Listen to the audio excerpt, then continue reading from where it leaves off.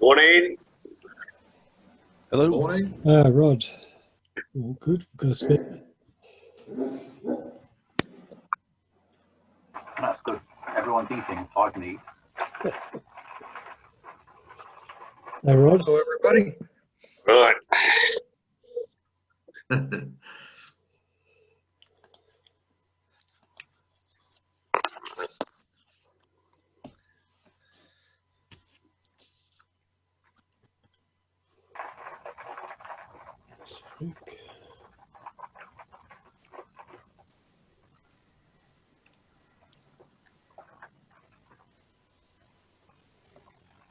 Morning, Steve. Hey, Frank. How you going? Frank. Martin.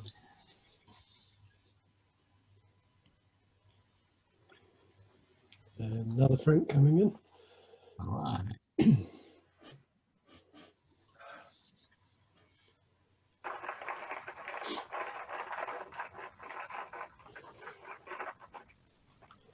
So Frank.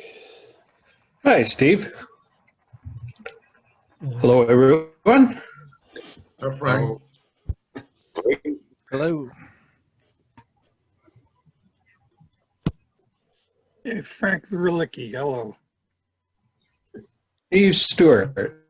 Hello.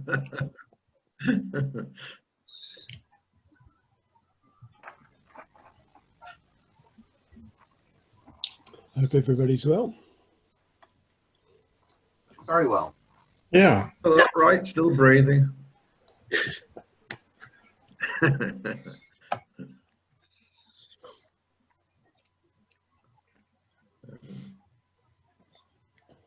Oh, Richard. Hello. Hey, where are you? We can guess which Richard that's going to be. Dina see said him I was a little getting bit, too yeah. serious. Where is he? Behind the minion, I guess. There. Dina said I was being too Ah. serious. There he is. There he is. Yep, that's it.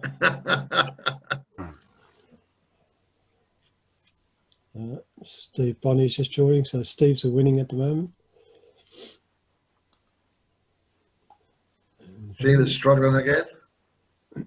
She's got her sound on, Yeah. so she can hear us insulting her or saying nice things, whichever is the case. Can you hear us, Sheila?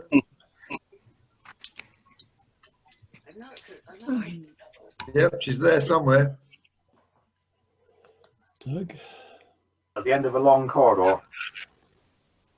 Jim. This is a big house she's in. Mark, I'm assuming you can hear us. You're showing us muted, but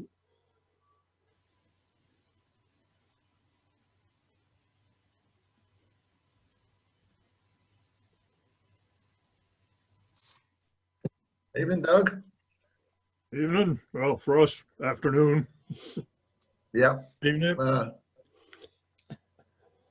Morning, Rod. yes. Morning. How are you, Mel? Good. We got smoke blowing through our area from the fires to the east of us. Oh, no. They're no threat to us. Oh. The smoke is made it here. How far away are the fires? Oh, they're 100 to 200 miles away. Good grief. Oh. The other side of England nearly then. I don't know of any immediately local ones yet. There we go. Oh, Steve, he's about. Evening, Steve. Ah, Hello. Steve's definitely in front.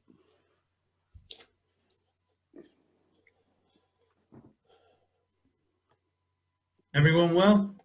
Jane. Very well. All right. Oh, so All right, good. okay, yeah. Tina. Yeah. Have you had your saw going, Rupert? Not yet. No. No. Okay. The car, it's actually still in the boot of my car, and I keep looking at it, thinking, yeah, I'll get around to that at some point. Is it too big or?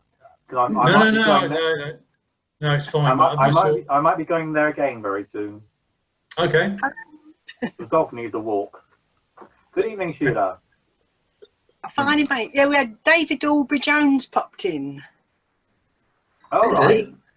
so he's just gone, yeah. So that was why I got it wrong. You got it wrong. Yeah, I switched it on the wrong way round. Ah.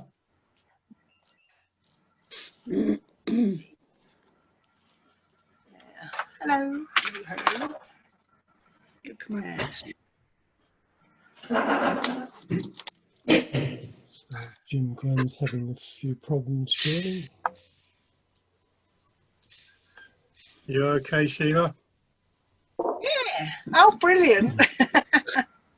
Not you like that. Yeah. I Keep was just telling me looking I'm for. too serious. Yeah, excellent. Yeah, jolly good. Christina wants to share the screen. Oops. I'm having trouble. Oh, Those little dear. buttons are right next to each other. It's easy to stray. Ah.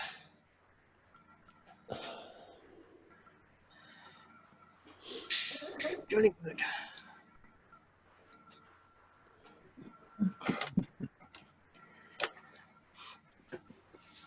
Thank you. Rick Turner is an apology today. He's having problems with British Telecom, BT. Yes, a number of us are, Right. especially Rick. Yeah, he's not happy. No, they've just inflicted a new email program onto us, which is proving difficult to use. That's easy. Don't use it. Use another one. Well, yeah, but I've got all my address book on BT, and I have to copy it across. So I think you may be getting an email from Gmail tomorrow or next day. All right. I don't know if I just dropped out of signal, but it all went dead. So Jim, I'm assuming you can hear us now. I know you've had a few issues connecting today. So we're up to 26 at the moment. I'll just give a couple more minutes. Paul, good morning. Where's Richard gone? Come here. You I was going to say you're looking for the wrong picture. Where?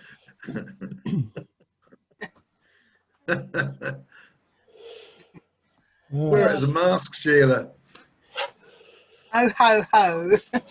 I've got more hair than you. You have, yes. See? All What right. else have I- We've got a pretty good turnout at the moment. So first things first, do we have a volunteer for 2 weeks' time? Doesn't look like so. Sounds of silence. That's okay. I've got something that I've got that I can do anyway, so I'll do that. What about Gerhard's talk that we missed? Well, we're missing Gerhard. That's the problem. Oh, that's true. I'm not So sure. we should volunteer him. Yeah. Punishment. The problem last time, of course, was that he got his time zones mixed up as well. So, And it was his birthday. no, that was the time before. Oh, was that the time before? Oh, Yeah, time blimey, goes okay. fast when you're having It fun. does. Hello. All right, looks like it's settled down. 6:05. We might kick off. So, usual thing. While Rod is giving the presentation, if you can turn off your videos and microphones, and if you need to come on, just put them back on. And Rod, I will hand over to you. You should be able to share screen. Okay, we'll give it a go. See how we go. That one. Starting to look good. Yep. Excellent. Over to you, Ron. Okay, I think, right, okay. Well, welcome along, everyone. Morning, afternoon, evening, wherever you are in the world. I'm going to speak today about Henderson's Quarry, and it's going to be basically a once over lightly because there's a fair bit to cover, and otherwise it'll go on for too long. So anyway, here's the associations with the Northern Region Mineral Interest Group here in the North Island of New Zealand Micro Group as well. A lot of the information here comes from various people within the group and from around the world as well. The frontispiece here, it's just a piece of rock I picked up in Ngongataha at Henderson's Quarry, and it's some tigmatic folds in rhyolite, and I thought it was quite interesting that in amongst the tigmatic folds there is a nice NZ, so I thought that was a nice opening page. Putting us in here as North Island, I should have actually had of New Zealand, but the Taupo volcanic zone, and this actually shows from Lake Taupo here, looking out to the northeast of the North Island. White Island's out here where the eruption was last year, and Mare Island's a bit over here. So the Taupo volcanic zone is a spreading arc. Sorry, Rod. Yes? We're only seeing your front slide. You're actually you're in LibreOffice, not presenting. Okay, and let's see what I can find here.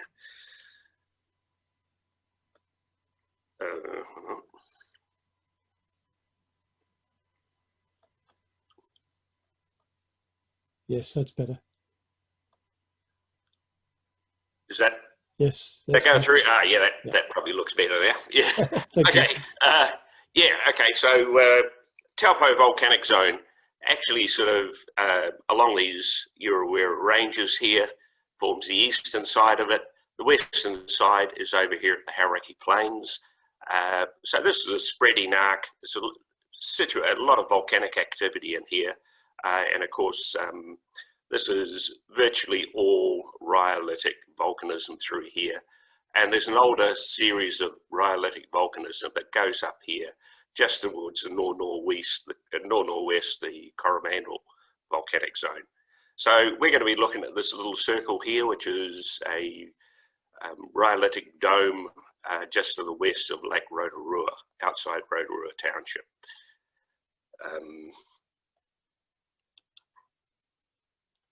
Are you still seeing the slide? Yeah, we're still seeing the same one, yes. Well, okay, for some reason we're not.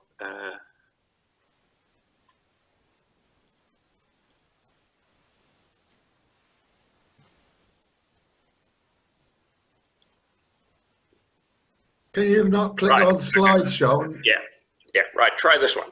Yep, that's better. I'll just go back and make sure you see the yeah, okay.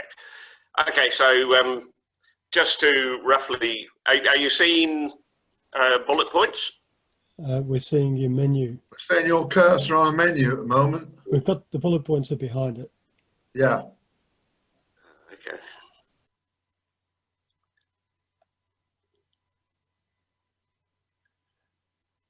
I normally click on slideshow and then start from the beginning. That usually does it right. Okay, yeah. I might go see if I can get back to that.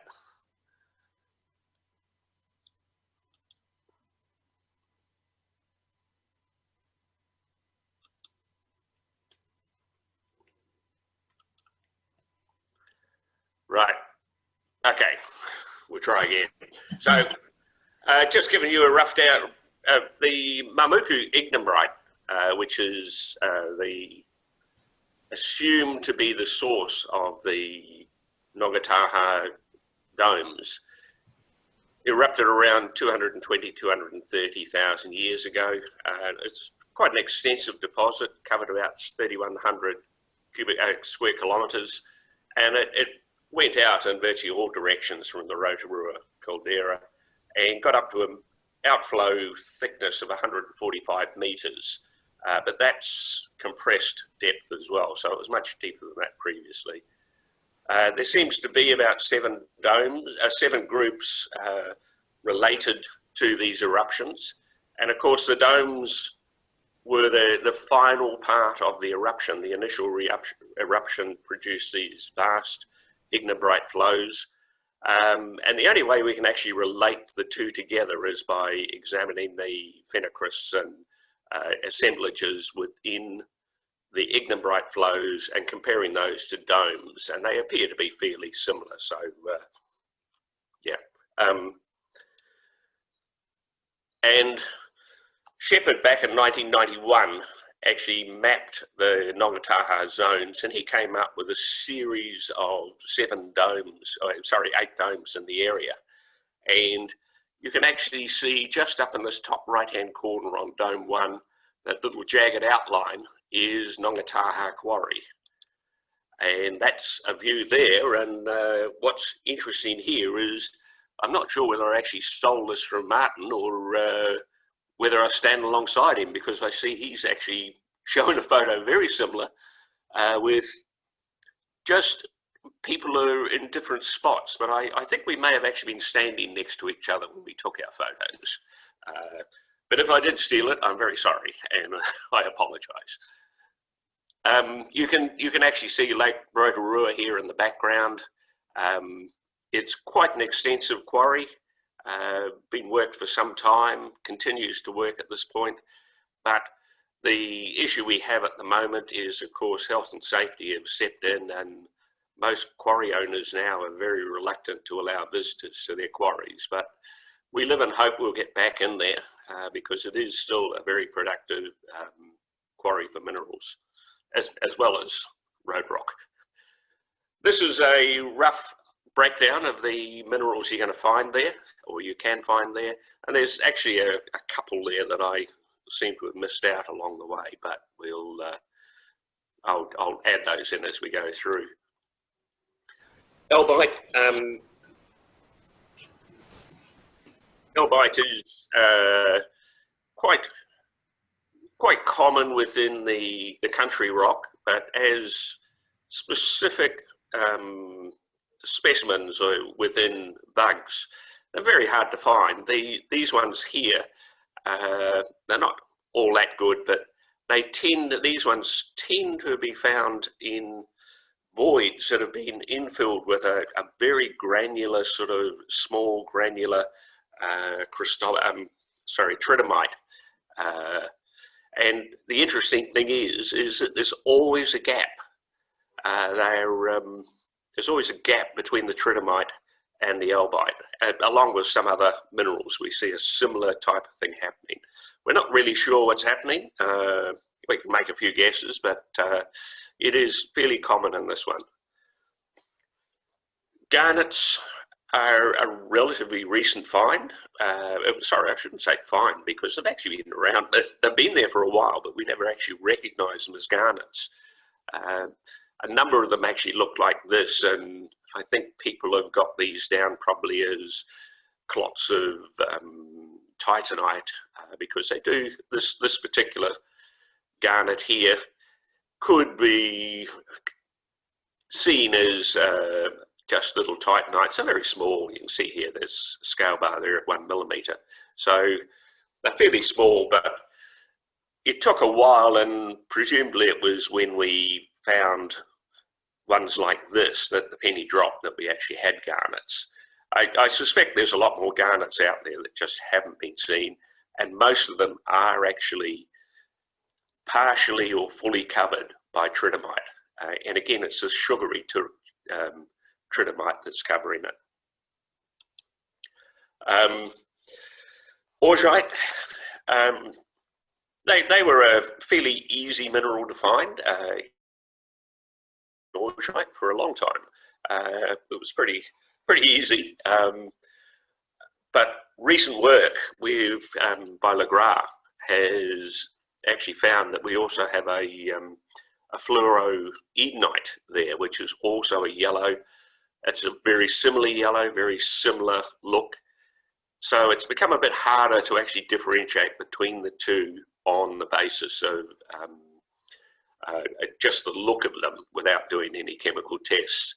These, I think, are all augites. And I point out down here, we see one particular aspect of this. As you can see, this white snowy material, that's actually a opaline silica.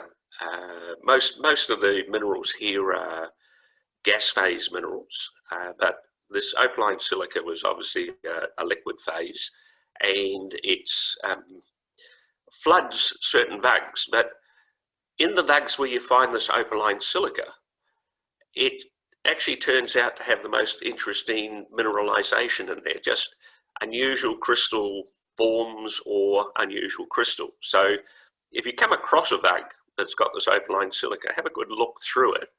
The unfortunate thing is, of course, it destroys. It's very hard to take a good photo with this white mud all over it. You can see the hematite here is almost partially melted, so it forms some it makes some unusual forms.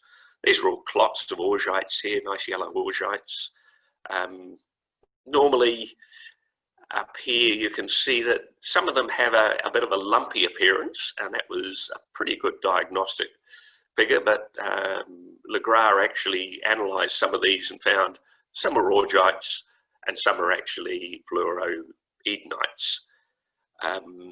This one here is a particularly nice one. It's got a bit of hematite included in here. And of course, cristobalite. The cristobalite, your silica within the rhyolite is mainly down to tridymite. But you do get some cristobalite, especially where you have the obsidian bands. And spherolites within the obsidian will often have cristobalite in there. You can see lots of little dots of hematite in there. These are actually quartz crystals in here, but they may actually, these are quartz crystals, but this one over here, they may actually be tridymite. It's and there's also some mixing within these crystals of feldspar as well. You can see down here a nice cristobalite ball here, and this is a mix. This white material here is actually a mixture of cristobalite and feldspar. Edenites,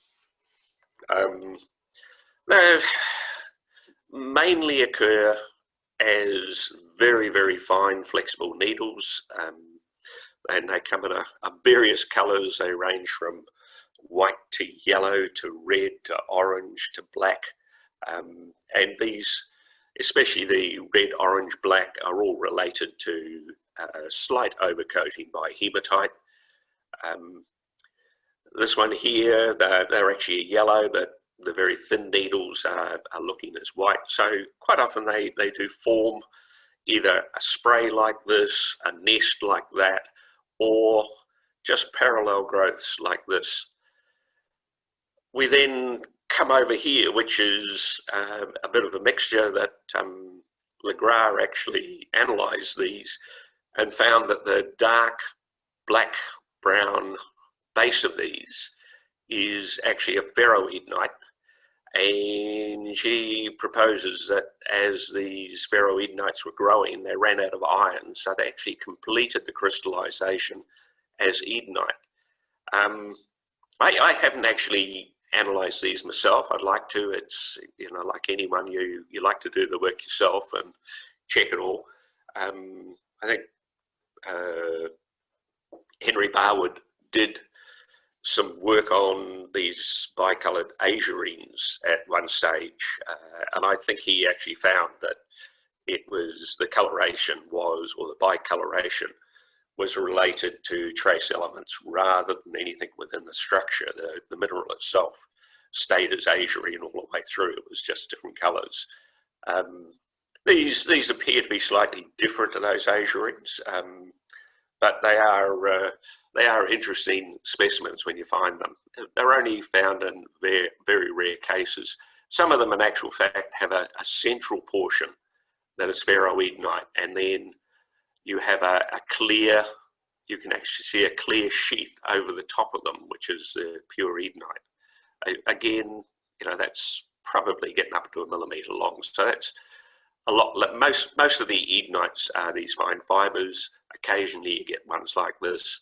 And if you get an edenite that's a yellow one, that can be a bit of a confusion as well with the augites. Phaolite is essentially a topic almost in itself. There's so much to work on, and I'm not going to go into it too deeply.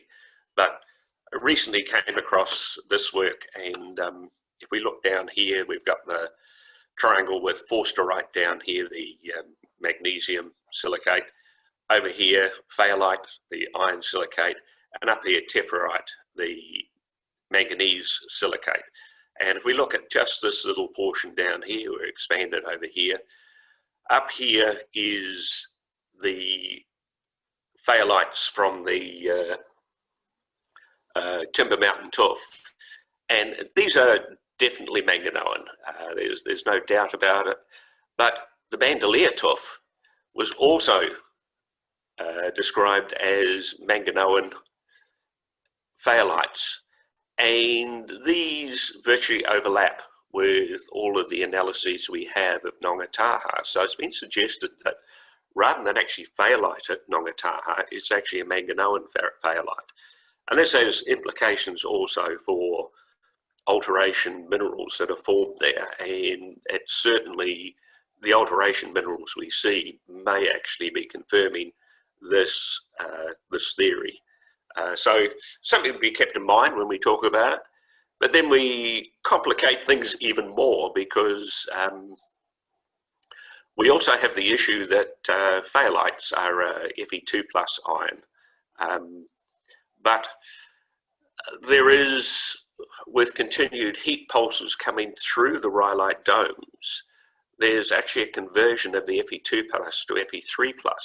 So we know in many localities around the world, the phthalates actually convert to lahunite, and it's a complete mystery to me that nobody has ever identified lahunite in New Zealand, and it will be there, and I'm sure a lot of the phthalates we're looking at are actually lahunites rather than phthalate. And you can see here that as there is a conversion from Fe2+ to Fe3+, the oxidation process actually means there is a change in the percentage of iron and other elements versus silica. And if we start up here at a pure phaolite, pure magnesium silicate, pure iron silicate, Fe2+. When we get down here, these 2M, 3M are various other authors' calculations of lahunites.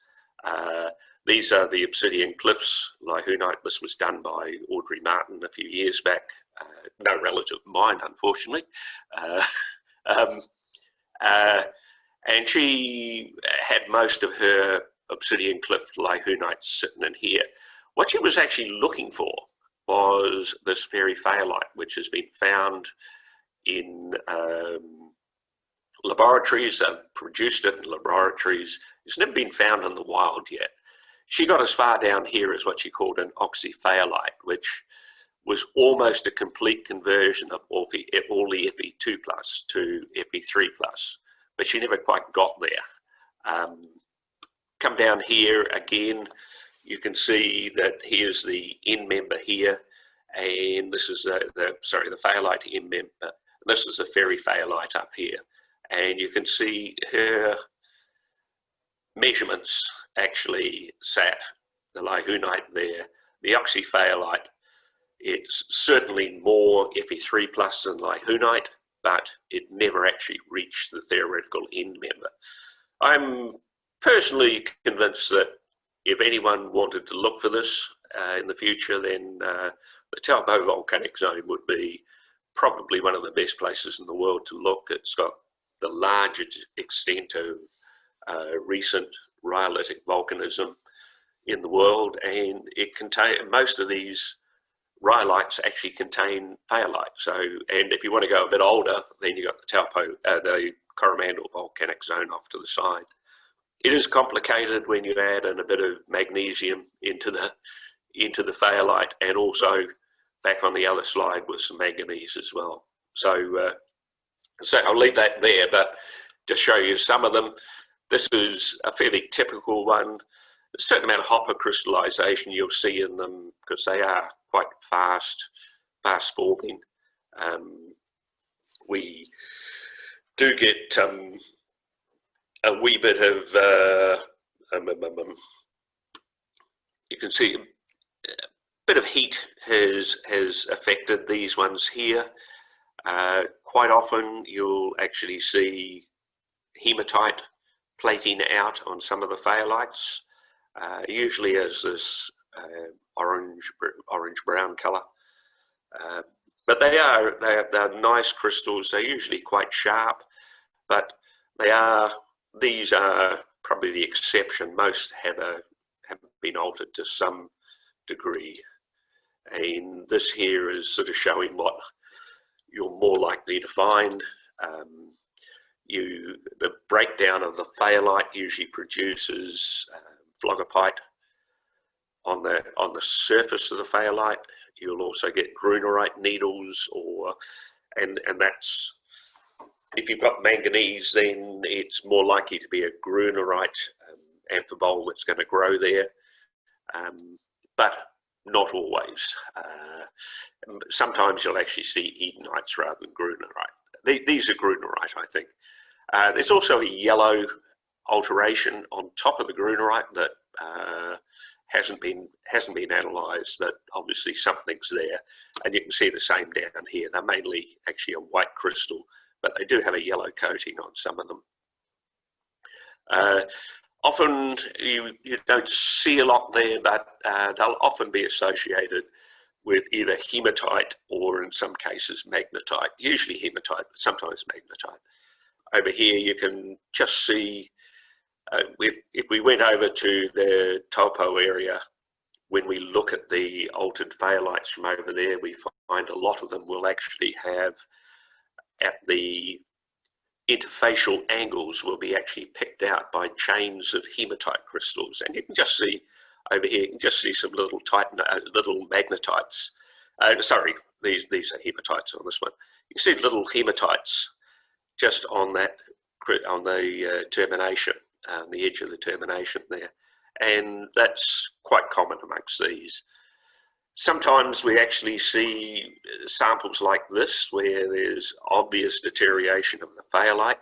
If we broke the phayolite open, we'd find that that's just a husk there with some iron oxide plates inside. The crystal is virtually been destroyed. And we end up with this red mica that will not only grow over the phayolite crystal, but can actually bleed out into the whole vug, that the whole vug is just covered in this orange stuff. Again, nobody's done too much work on that, but it appears to be a mica. We look up here again, we're seeing some hematite plated out on the surface of the phayolite. But we're actually seeing this sort of orangey, pinky coloration to it, which again would raise the suspicion that there's some manganese involved there. They're not all that common, these ones, and again are definitely worth a bit of investigation. We then move on to still with phayolite, but what was called the crickets. These were found about 2004, 2005. This was a very quick and nasty photo I took down my microscope at that time of somebody's specimen. I don't know whose it was. It's a lovely specimen. I'd love to get a good photo of it. And they were thought to be some sort of growth over a phayolite, but I've recently come across some similar material in an old box. And you can see down here that it's actually, it consists of layers of clear phlogopite with hematite crystals interlaid between them. They're quite strange. If we break them open, we actually find there is phlogopite, orangey sort of phlogopite crystals around here. But there's also these white needles, and sometimes the whites have got a brown included. You can see that's a particularly good one. It's quite a clear needle. It's got a termination. Again, these are that's probably no more than a millimetre across. These are recent, and I will get these investigated, but these white needles may in fact turn out to be something along the lines of Edenite, and when we look at these needles over here, these are probably Edenites as well, I would say, but certainly worthy of a bit more in inspection. This one really came to light with, we've had it for a while, but nobody's ever analysed it. But Monica Legras managed to analyse these, and the biggest problem we have had with both pyroxenes and amphiboles is that the 3 theses that have actually been done on this area, it's brilliant, to get 3 theses done purely on the mineralogy of rhyolites, of gas phase minerals and rhyolites, is unusual. All of those theses were immediately followed by a revamping of the nomenclature of either pyroxenes or amphiboles, which meant that you cannot use their terminology in their theses in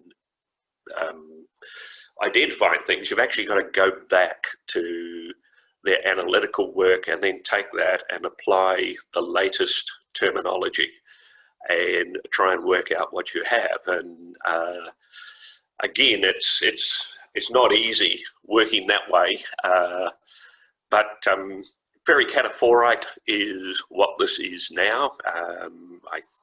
I think it was magnesiocataphoryte in Monica's thesis, which is now deemed to be ferricataphoryte. I think I've got that right. It's either ferri or ferro that was the previous magnesio. Very, very hard to find. Both these pictures are actually taken of each end of the same bug, and I think this is the only specimen I have of the ferricataphoryte. When we go to the ferrocataphoryte, these range from a dark olive green to a black crystal, almost black looking, and again you will see here this nice opaline silica in this bug as well. It makes these crystals stand out well, but it doesn't really help when you're photographing it. We still have some issues here with these olive green crystals, that there is a very pale olive green crystal that is it another ferrocataphoryte or is it something else? Yeah, and we saw the Edenites before. The ferroedenites tend normally to be a bit thicker than the Edenites, but if we were to have hairline or hair-sized ferroedenites, we probably wouldn't be able to visually differentiate them from Edenite. So perhaps some of those hair-like Edenite masses that we see may actually be ferroedenites rather than Edenites. Often with all of the Edenites, you get hematite blades attached to them. Ferroedenites, the best way of differentiating them is they look woody in comparison to other crystals. So, and you can see here, it looks like a piece of wood. And it comes blades like this. This is a needle that looks quite, is almost certainly a ferroedenite. There's ferroedenite down there. that one there is probably ferroedenite as well. Down here, sometimes you actually get little accumulations of the needles like this, just forming these sort of clusters. I think when we see the needles of edenite, you actually see them as branching sprays. The ferroedenites tend to form these little things like this. This one here is probably a ferroedenite in the center, and I think you can actually, hopefully you can actually see on your screen, you can see a little overgrowth there and probably an overgrowth down here. And that overgrowth, I believe, is actually fluoroedenite. Of course, you've got a lot of hematites there as well. The fluoroedenites, you can see here quite clearly, there's a ferroedenite, dark brown ferroedenite crystal running up there, and off to the left-hand side here is a fluoroedenite. There's another fluoroedenite there, there's another fluoroedenite on this side, and you've got the same here. It's a ferroedenite crystal with fluoroedenites either side. The fluoroedenites came as somewhat of a surprise. We've never ever found any fluorine whatsoever in any of the minerals in the quarry. It's so, but they're definitely there, and they're hard to pick out, but they are around. This one down here, this looks to be a ferroedenite down here, and this is probably the fluoroedenite overgrowth on it. Not sure, but this may actually be a fluoroedenite needle, and it's one of these oddball ones that not only is the hematites impaled on it, but these are actually pyroxene crystals. There's 1, 2, 3, 4 pyroxene crystals, and I'm not sure about that little blob at the end. Again, that's about half a millimetre, bit over half a millimetre long, that needle. So you're struggling with an optical microscope to see much more. You're almost at the limits of your resolution there. To see a bit more detail, but you can certainly see terminations here, and they seem to be fairly typical pyroxene terminations. I wouldn't even like to guess what sort of pyroxene they are. Hematite, again, is, I'll be going into this hopefully a bit more detail at the next month's combined seminar of the Joint Mineralogical Societies of Australasia. I'll talk about iron-bearing minerals in the Henderson's quarry.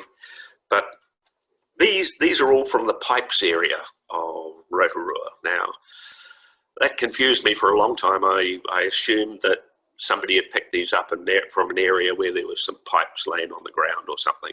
And nobody seemed to know why they were called pipes, but that seemed obvious to me.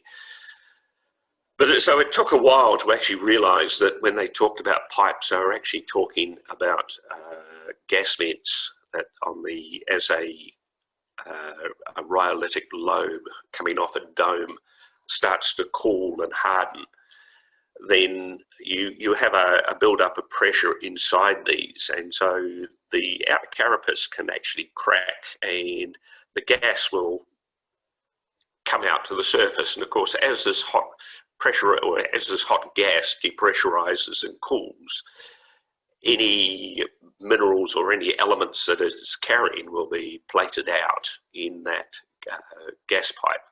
And this is very common in rhyolites, ignibrites especially so. If you look up the Valley of 10,000 Smokes, there's some quite nice descriptions of gas pipes or gas vents in ignibrites. But rhyolites have them. We've got one just south of Taupo, which is in a basalt volcano, where hot gases came out through the basalt and plated hematite. And that's a fairly typical larger view of all of the hematite plating out on the rhyolite down here. So these form the walls of these gas pipes. Often you'll find silica in here as well. That can be in the form of cristobalite, or more often than not, it's maybe opal A, opal C, opal CT, one of them. You can get a few other bits and pieces as well. Sometimes you see some little oddball yellow crystals in amongst this hematite. I don't know whether anybody's tracked those down, but you do get it's a mammillary sort of texture in places, quite nice. But hematite is one of the more common minerals you're going to find, and you get the odd iron rose. It's not particularly good. They're not particularly good ones, but there are a few around. They're probably more better termed as specularite anyway. It's a very highly reflective hematite. Diamond-shaped hematite blades are fairly rare, but they do occur occasionally. Very rarely, I don't think I've ever seen one that's been thin enough to give a red reflection. But sometimes in these iron roses, you might see a very thin plate that gives a red reflection. Up here, of course, the hematite, this is quite obviously related to liquid deposition. It's almost certainly an Edenite needle that it's plated out on.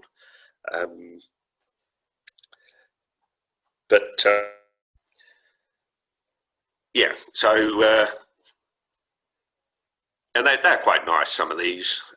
This one over here, the most common form that you're going to see is hexagonal, pseudo-hexagonal plates, usually fairly, they've got a bit of thickness to them. They're not thin plates, they're usually a blocky type. This one here is most unusual that it's actually pseudo-hexagonal, but it's just covered in crystals all the way around with just all lovely reflections coming off, and almost looks cubic, some of the crystals. It's the only one I've seen. It's quite spectacular to look at in real time. Specularite up here, these are thin plates. Again, there's no sign of any redness in there. Over here, again, these are thin plates, but you can actually see here these cubic forms. There's a couple of cubic forms in that. This is just one vug. Virtually everything had a goldy bronzy sheen to it, so I'm just not sure. It'd be nice to zap that and see if there's anything else in that that's causing the issue. There is a few spots where the hematite is combined with some pyrite, but it's fairly rare. And I just wonder if there's perhaps something like that going on here as well. Another interesting way, you can see how thick this particular hematite is. When we see this, we know we're very near that this is a definitive clue to a sumalite.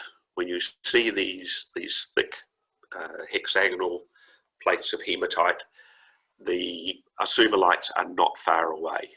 This one here is sort of resorbed all over. It's got growth planes over here, but it seems to be resorbed. It's interesting. They're normally quite flat there.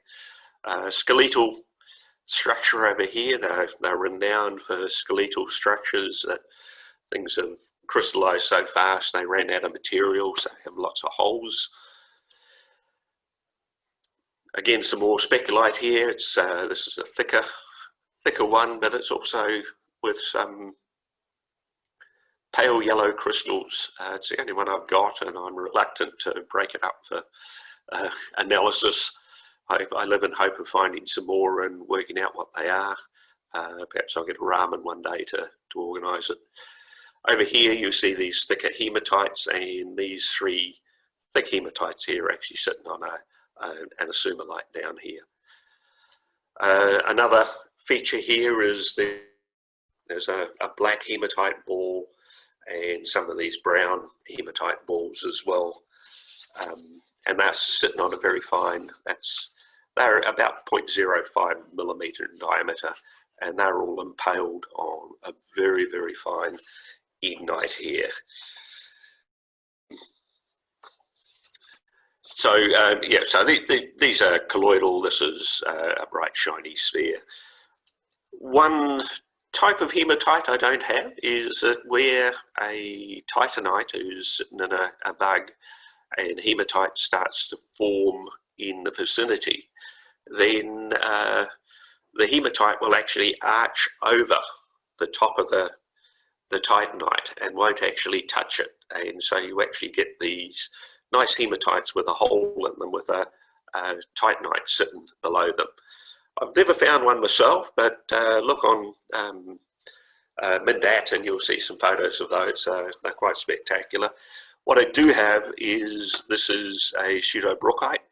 It's a spray of pseudobrookites, and a few of them come off here at right angles, another one there, another one down here. But this pseudobrookite has been overgrown by a hematite, and it has done a similar thing here, that this hematite is actually hollow all up around here on top, and there's an air gap between all of the pseudobrookite and the shell of the hematite. But these ones that come out at right angles are actually, the hematite goes up close around the pseudobrookite there. So I'm not sure why it didn't want to touch or grow near the pseudobrookite in this direction, but it was quite happy for pseudobrookite that were going in that direction. And it's actually got quite a nice sort of diagonal growth planes on here. Sort of nice, you can see the nice diagonals, and I've never actually seen growth planes like that on any of the other hematites. Hornblende is present certainly within the as a primary mineral. I don't know, I've never seen one within growing as a gas phase mineral or a secondary mineral. They may be there, but I've never seen one. Even this one, this is hypersthene, and again, that hasn't been analysed. It's the best guess I'm prepared to make on that. It doesn't fit anything else from there, and again, it's a single specimen. I should say I've got over 360 specimens in my collection from Ngongataha, from Henderson's, and all of the photos I'm showing here are all my specimens and my photographs. The one exception being the cricket is not my specimen. I don't know who it belongs to, but it's my photo. Magnetites are relatively rare to see, but they're not actually that rare because they're actually very, very small. So it's extremely hard to actually see them with a microscope. Sometimes they grow, you know, these are 0.1 of a millimetre, you find them around there. This one here has been coated with hematite, but there's magnetite in there, there's another one there, and I think there's another one down here. And it's basically, if it wasn't coated with hematite, you probably wouldn't be able to see it. You just wouldn't be able to pick out the crystallization. These are a specific example again. So this is a quartz crystal, and these are nice, quite large magnetites for Henderson's, getting up to 0.2 of a mil. And these actually sit on flat voids that run along bedding planes. They're not a gas vesicle as such. There's no indication they're a gas vessel, but these are flat voids on a bedding plane is perhaps the best way I can describe them. And they're usually flooded with quartz crystals, high temperature quartz crystals. And This is almost the only situation where you actually find quartz crystals as secondary minerals within the rhyolite. There is quartz in the primary as primary crystals, but secondary quartz is very rare. But in these bedding plane voids, they are everywhere. There's hundreds of them will be squeezed in there, and they'll be accompanied by lots and lots of magnetites. It's a specific area, and it's received a specific type of crystallization.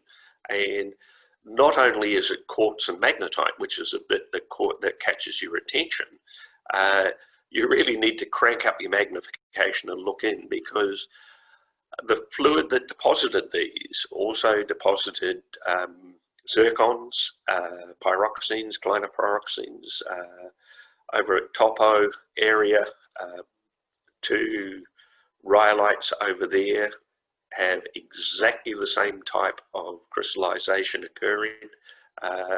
Those ones, the 3 Mile Bay one,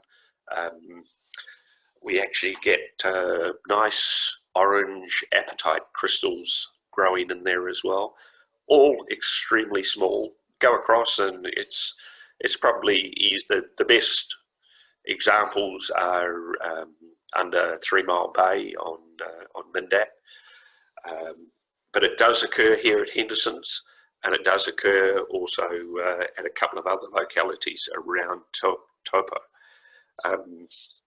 Very extremely interesting, and of course these zircons are all primary zircons. This one here, marcasite, not common. I've seen 3 or 4 of them in total, I think. And again, you look up here, you'll see there's a little pale brown crystal sticking out there that is 0.025 of a millimetre long. So certainly no idea what it is. Malite, it produces some nice malite. It's very restricted in area. Of course, many of you know that malite is derived from, you need a hot flow to flow across some sort of clay, vaporize the clay, and it'll redeposit as malite. Most of the malite at Henderson's is white to pale yellow. But occasionally you will come across some purple malite. I think I've got 2 purple malites and probably a dozen white to yellow malites. Very, very nice, especially the purple ones. Very nice to find. Of course, the crown jewel is to find the acumulates. And again, you'll see I've repeated that photograph down there. And unlike these are magnesium dominant malite. Most acumulates. Most acumulates around the world are a blue colour. I've seen some photos on Mindat that have a blue coloration. I've never actually found any with blue or even tending blue. So I don't know whether it's colour correction or whether I just wasn't looking in the right place, but you can see here that the green one down here is starting to get a bit pale towards the end, and if you're extremely lucky, then you'll actually find one of these, which is a yellow acumulate, magnesium acumulate.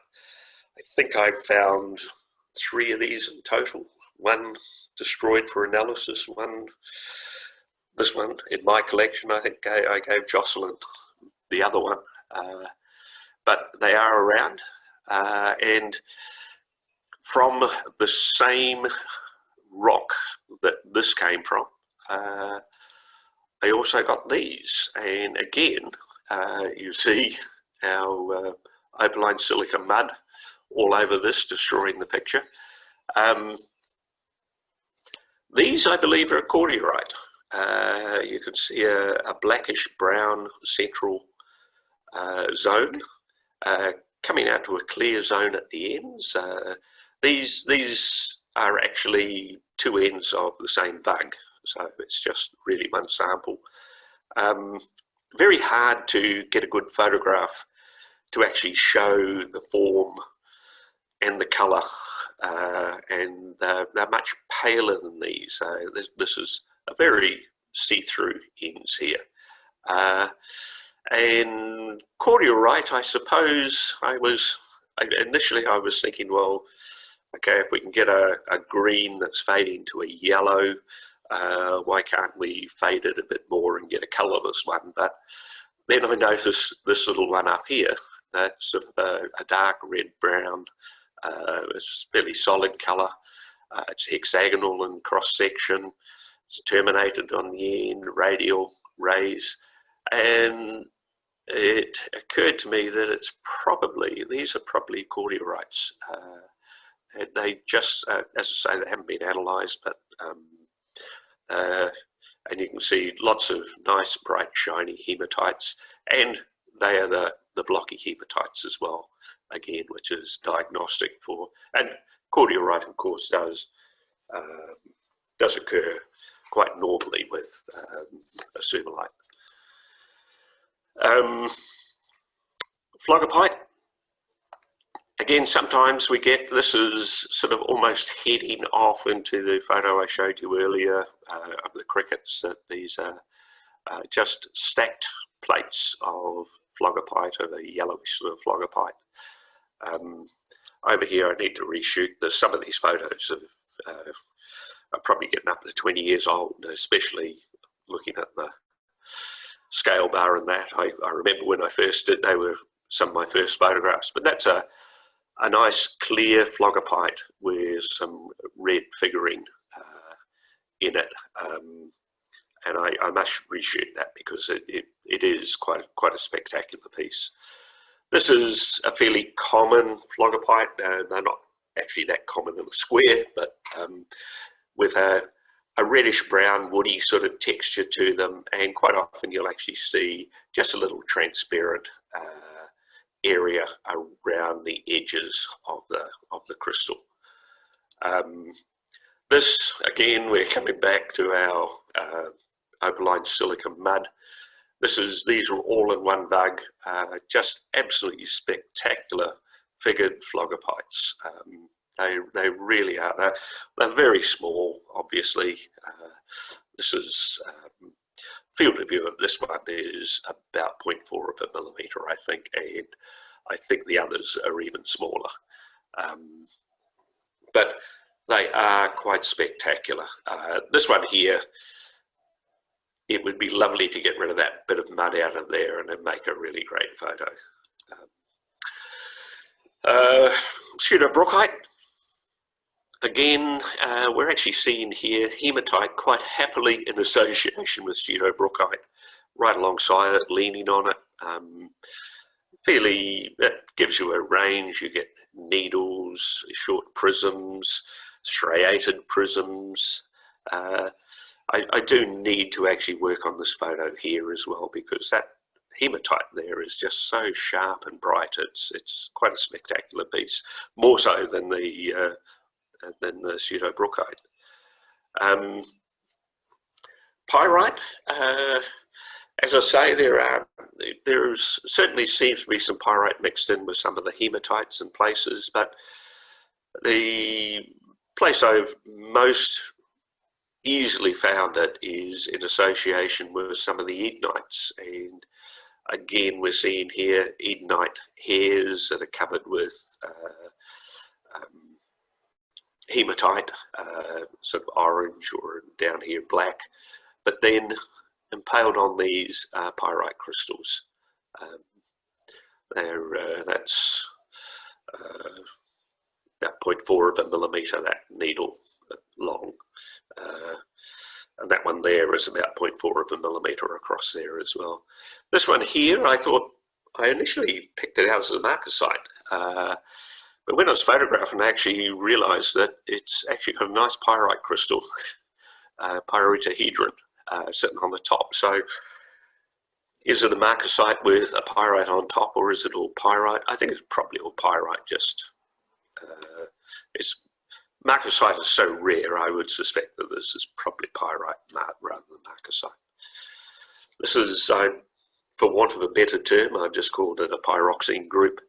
It doesn't appear to be an augite. It just doesn't look right for augite, and it's certainly a pyroxene, but and it's the only one I've got. So at the moment, it'll just sit as pyroxene group unless I find some more.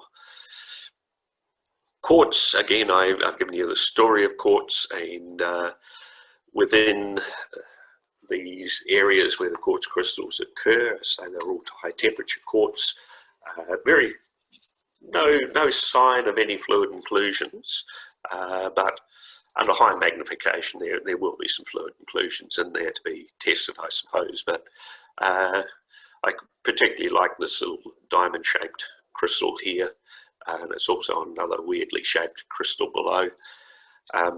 These down here are ferrocataphorites, but rather than having nice sharp crystal faces, they're actually all sort of rounded, shiny, almost remelted edges, and it's unusual to see cataphorite in these quartz. It's in amongst these quartz crystals. It's the only one I've seen like that. Again, an old photo, but I must reshoot that, but just showing you the high temperature form of quartz. This one up here is not a particularly great photo, but it's an interesting one because these are actually phthalites here, and these are quartz. Now, geochemically, we would have that phthalite and quartz cannot be in equilibrium.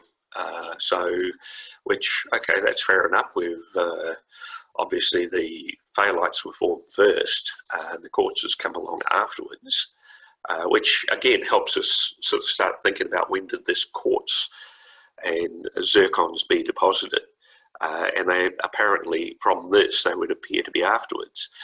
Where I see an issue here is that the fluid that deposited the quartz should have been out of equilibrium with the phthalites, and we should actually see a degree of alteration there, but they're quite intact. It's just an interesting aside, one of these things there just to keep you thinking or keep you awake at night. Of course, one thing that it did occur to me that phthalite and quartz are not in equilibrium, but that's not to say that lihunite and quartz could not be in equilibrium, or even ferriphthalite could well be fine in equilibrium with quartz. So again, it's probably, if I was going to analyse some phthalites looking for lihunite and ferriphthalite, I would probably start with these ones first and say, well, there's some reason why these don't seem to be affected by the deposition of quartz near them. This is a problematical one, erectorite. It was originally analysed probably 25 years ago, off the top of my head, as something else.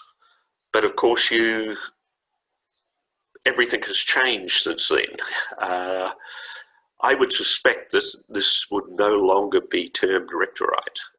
So I must go back and find the analytical data on this one and compare that to the latest terminology and see if it is indeed still rectorite or whether it's something different. Titanite I mentioned earlier. This is fairly typical to find within vugs, nice sharp crystals. This one's an unusual one. That's quite a pale yellow. It's probably some sort of alteration on it, but it is unusual that. But most titanites you actually pick out as being impaled on other needles, and they They are quite, sometimes they're just little plates on the side of a crystal. Other time they're nice blocky ones impaled there. But they stand out quite well. Tridymite, every vug is chock-a-block with tridymite. The heating and cooling aspects of a rhyolitic dome doesn't do tridymite a lot of favours, so most of the crystals are cracked and hazed. So to actually find an intact crystal with crystal faces and not too many fractures is pretty hard. And this one just sort of popped out when I was looking for something else. It's not bad condition for a tridymite. This one over here, it's the diamond shower, a triangular shaped one that was sticking out in a vug. And again, it's a really old photo, but the light, moving the light around, I just had to get the light at the right angle. That actually showed the growth features of it. It's actually if you move the light around, it's just a transparent crystal like this, but when you get the light at the right angle, you can actually see how the crystal is growing, and I'm very pleased with that, and I really do need to replicate that one as well. This one down here was sitting in the unknown for a long time, and I think last year I got it analysed. It's in a vug with the high temperature quartz crystals, hexagonal plate, several of them, and they actually turned out to be tridymite. If I'd had to pick, I would have said cristobalite. I probably would have opted for cristobalite, but they end up being tridymite. Talked about the zircons earlier. The zircons are normally this pale yellow, sometimes heading towards sort of a pinkish, sort of a peach colour, really, a pale yellow orange. I think I found 3.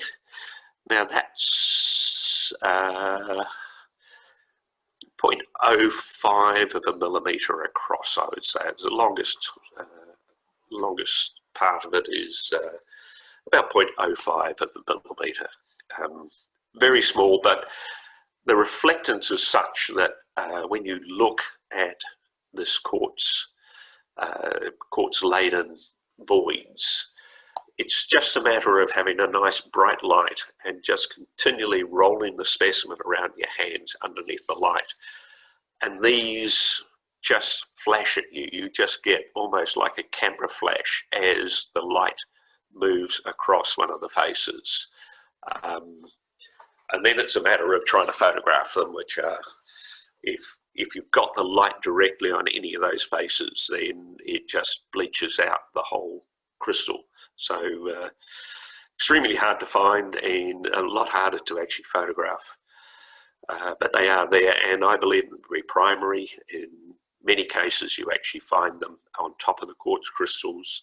I've never seen them underneath the quartz. They've always been alongside, on the ground mass, or on the quartz crystals themselves, which suggests co-deposition or perhaps post-deposition of the quartz.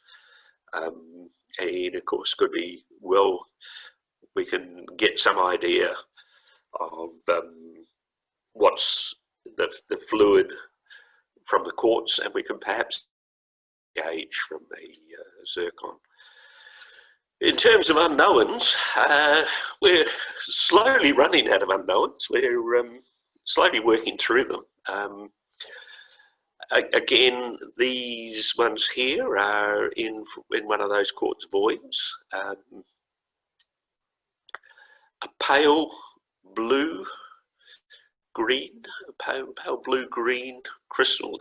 Forget about the little brown thing there. That's a little bit of hematite on the quartz crystal behind it.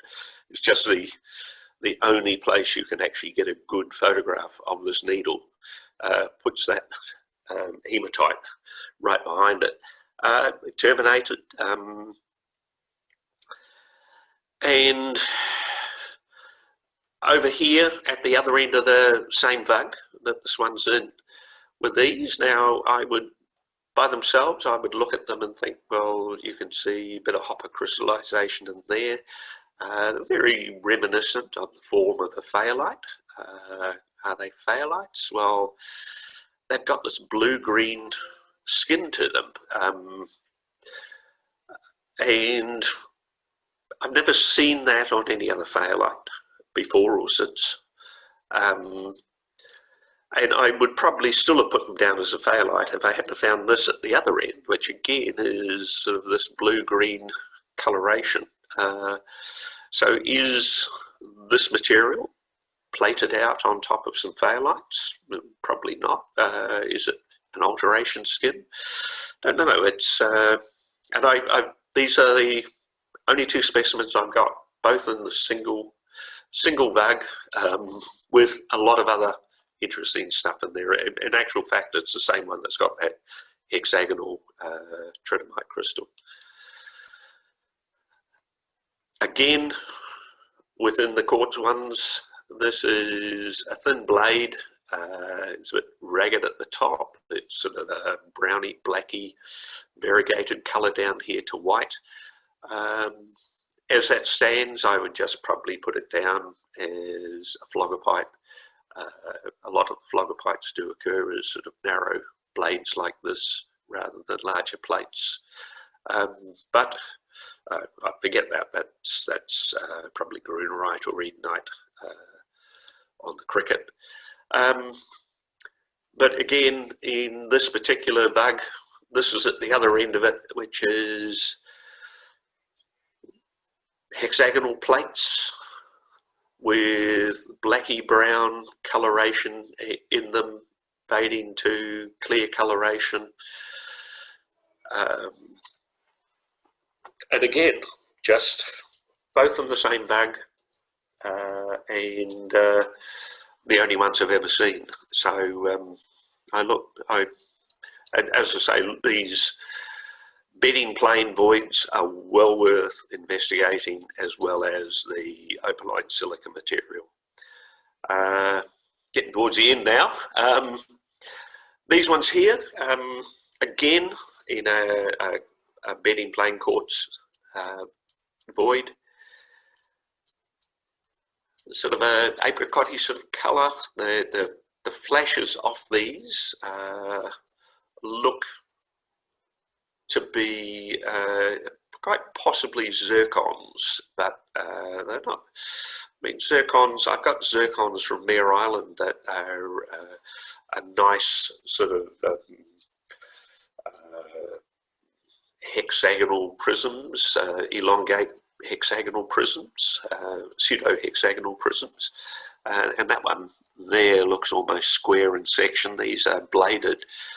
Not real sure. I've also got chains of zircons from Mare Island, but they're not similar to this. So I'm not really about these needles, but it wouldn't surprise that they're almost certainly some sort of zircon, some zirconium mineral. The reflectance is just so high on those.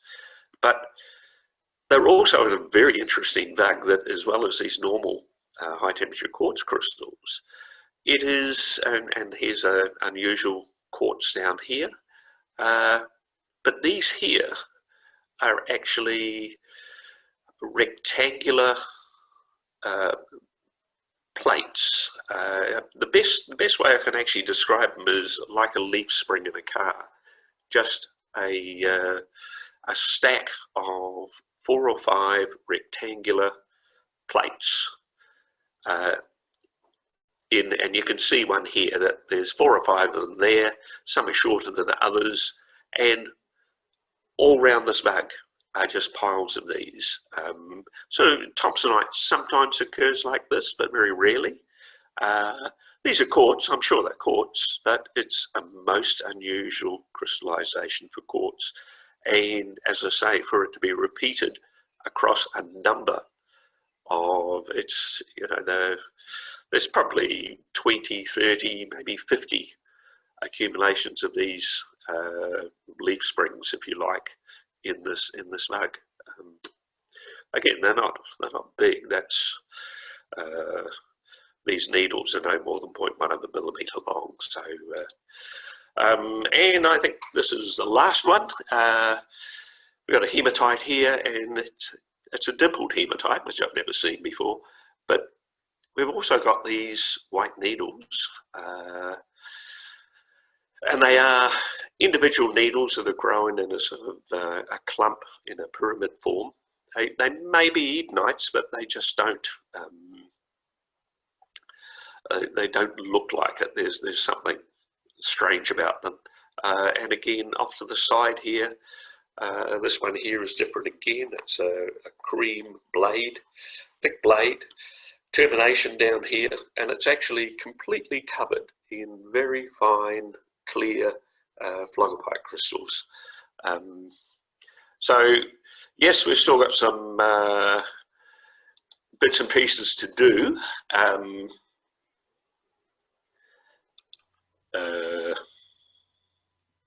Am I back on?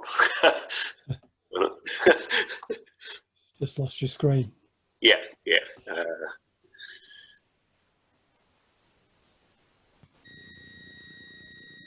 Right. Am I back on now? No. No. No.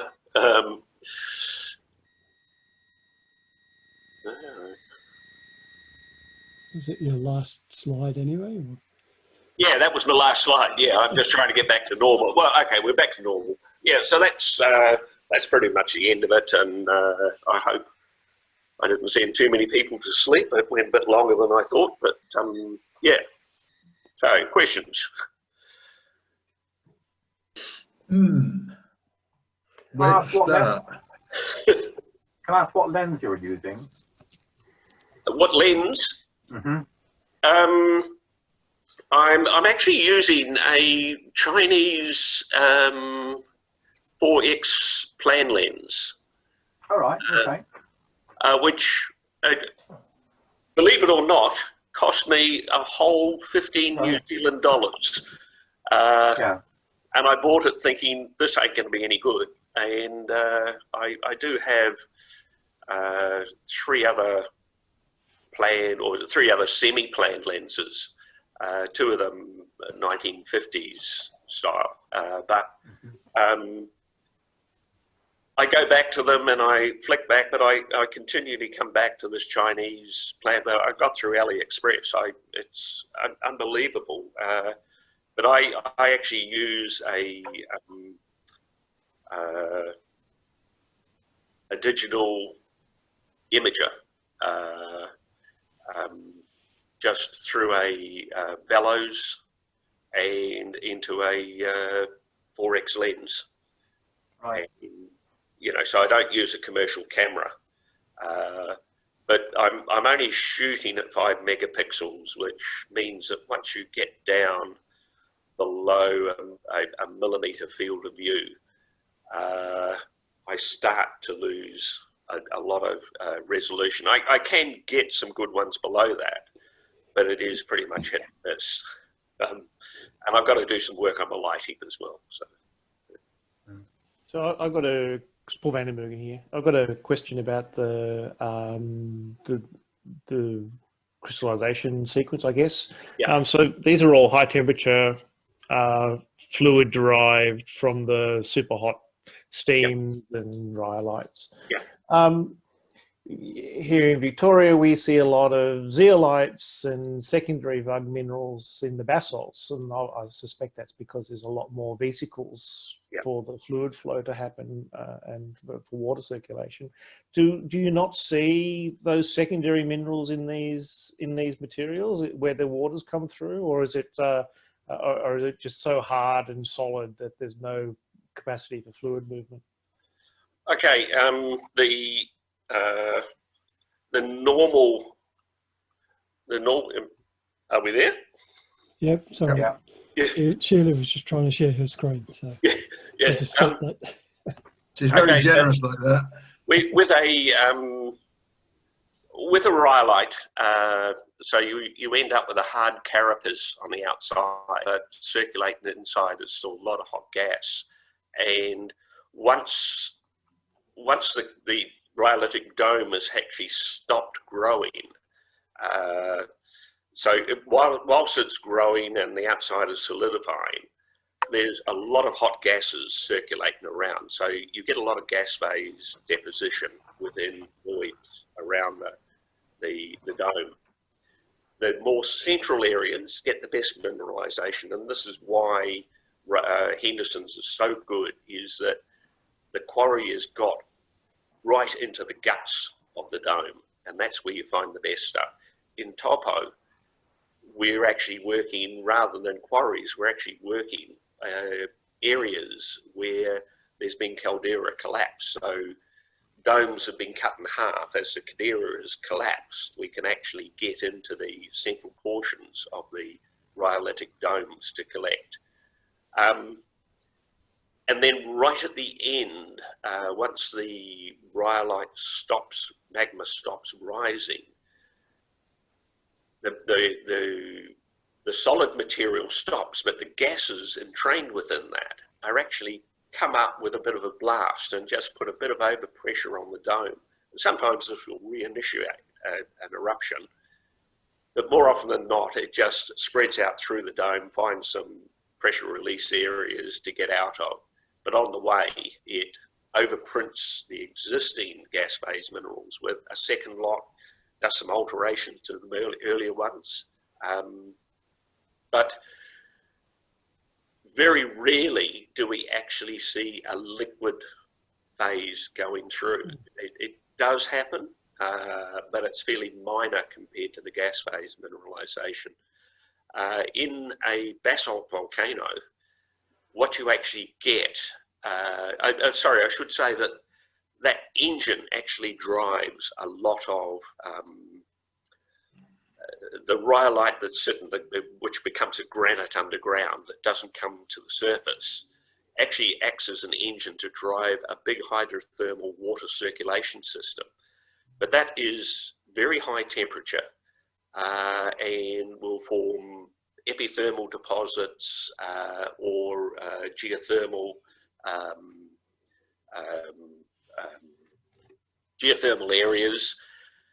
So you don't actually see much in the way of zeolites, but you will see in some areas at a very late stage, it will actually deposit something along that. You'll get mordanite and sometimes some heulandites you'll find, but they are actually the end result of the hydrothermal circulation system coming off that granitic mass in the earth. So it's very, we wouldn't expect to see it in the Taupo zone. So it's in the halos, which is the area has actually died in the Coromandel. So the last gasp of those actually deposited some zeolites in the Coromandel. With a basalt, you don't have much of a molten magma body left from a basalt eruption, and the circulation systems are much more limited in time and in capacity or temperature. So you actually get just very, I think if you look at zeolites of the world, there's actually some good explanations there of the temperature zones for zeolites, that as the water cools through these zones, and in Iceland especially, you can actually see in a flood basalt, you can actually see at each level there are different zeolites deposited as the circulating water cools down. And we don't actually see that until right at the end of it. Yeah. Cool. So I don't know if that makes sense. Yeah, no, it certainly does. So it's really about the lack of interaction with water due to the lack of porosity within the granite body, or within the granite body. Yeah, it's so you can get in the surrounding country, but yeah. All good. Thank you. Okay. Yep. Any other questions, Martin?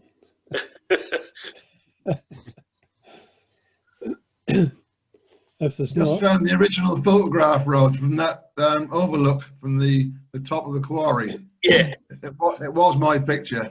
Was it? Yeah. Yeah. I got it. If I can share the screen, I got it on here. Yeah. I can't share the screen at the moment. No. Okay. Yeah, I noticed on Mindat you had a photo, and I thought, my God, I pinched your photo. And then when I compared it, the people have actually moved. So I thought perhaps I was actually standing alongside you, but you were, yeah. I think there was in your photo. There's 3 people. There's only 2 people left, I think, in my photo. Somebody's wandered off. Yeah. No, but it was quite a shot. I think you all thought I'd got lost that day because I was a long while getting to the top where you all were, but I was all right. Yeah. So, it is a fantastic place to visit. I know a few of you have been there, and hopefully we'll get back in because there's still going to be a lot more to find there. It's very good, brilliant. Well, we've got to be able to actually travel outside of Victoria before we've got any chance, Rod. It's not going to be anytime soon. So. Well, I mean, we're only just out of lockdown ourselves in Auckland, so we're coming back in again. We are. Yeah. All right. Just before we finish up, there's no other questions. There's a few things happening over the next couple of weeks or few weeks. Rod, you mentioned the Australasian Society's seminar, which is on the weekend after next, I think. The weekend after that, I think, is the BMS one, David? That's right. Yeah. Shall I circulate the program again on? I'll send it out and remind people just in case. Yep. The program has been assembled. There is an interesting range of talks over the weekend, and certainly if anyone's in lockdown, it'd be a good way to spend the time. Yeah, regardless of what hour of the day it is. Yeah. Yeah. It is for some of you, I know it's going to be a bit of an awkward time. At the moment, I don't think there are any plans to record things because of copyright issues. That's always a problem for us. It'll keep it interesting. Yeah. I'd sort of mention, as I say, those were all my photos. So if people want to use things or whatever, then that's fine. All I ask for is just to get a mention. That's all. That's I'm not anal about my material. It's okay. Well, the good news is this has been recorded. Yeah. So. and no problems there. Yeah. All right. Okay, if there's nothing else, what are we at? We're hour and a half in, so we've had probably a bit longer than usual. Thank you everybody for joining. I know we've had a couple of people drop off already, and we'll see you in a couple of weeks' time. Right. Yeah. Very good. Thank you very much. Okay. All right. Thanks again, Steve. Good night. Thanks, Rod. Goodbye. Thanks, Good morning. Red Lake See some of you next weekend. Yes. Right. Yeah. Bye. Cheers, everyone. Bye. Bye. Okay. Thanks, Bye. guys. See you.